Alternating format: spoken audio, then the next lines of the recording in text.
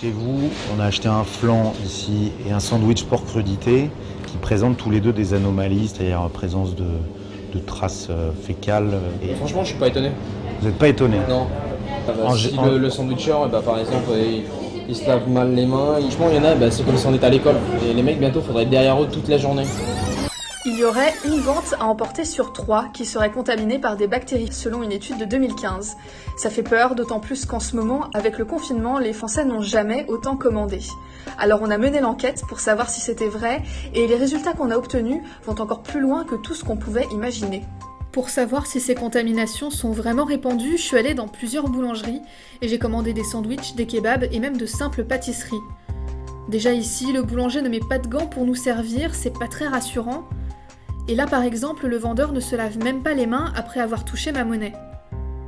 J'ai amené mes commandes dans un laboratoire indépendant et après 5 jours d'analyse, j'ai enfin eu les résultats.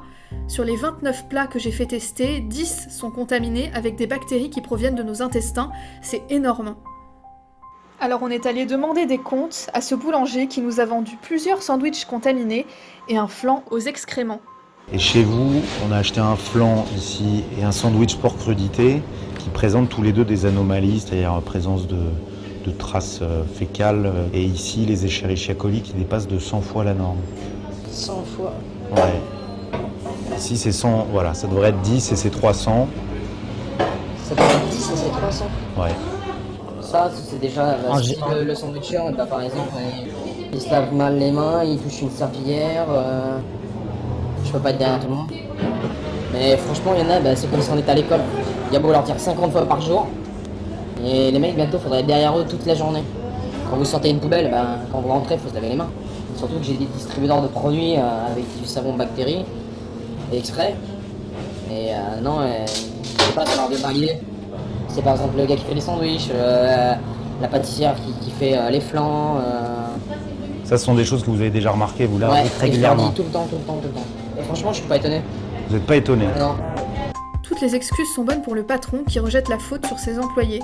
Et pourquoi vous n'avez pas réagi plus vite alors si vous saviez qu'il y avait peut-être des problèmes? Il y a beau leur dire, et puis là en ce moment, depuis peut-être 6 mois, j'ai des soucis entre l'inspection du travail qui viennent me prendre la tête. C'est vous devez faire ça, vous devez faire ça, vous faites ça, ça vous coûte 1000 € par là, 500 € par là, 1000 € par là. Vous devez payer à chaque fois, vous avez une trésorerie qui baisse, vous avez la banque qui vous appelle, j'ai 10 salariés à payer, vous voyez, je laisse un peu couler les trucs comme ça. Vous trouvez pas ça un peu abusé ? Ils sont encore beaucoup trop nombreux à ne pas faire assez attention à l'hygiène, alors au moindre doute, n'hésitez pas, changez de magasin.